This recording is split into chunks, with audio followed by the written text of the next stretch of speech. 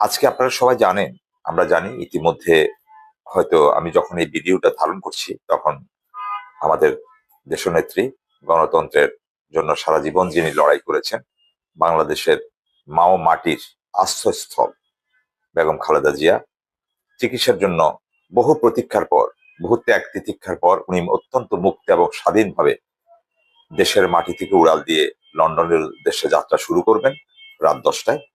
ইতিমধ্যে হয়তো বাসা থেকে তিনি রওনা হয়ে গিয়েছেন। এটা আমাদেরকে একটা স্বস্তি দেয়, এটা আমাদের জন্য একটা বড় প্রাপ্তি। জুলাই বিপ্লবের মাধ্যমে উনি মুক্ত হতে পেরেছেন সম্পূর্ণরূপে। এবং আপনারা, আমরা এও অবহিত আছি যে যখন এই বিপ্লব যেদিন হয়েছিল, সে প্রথম দিনেই, হাসিনা পালিয়ে যাওয়ার প্রথম দিনেই তাকে বেগম খালেদা জিয়াকে নিঃশর্ত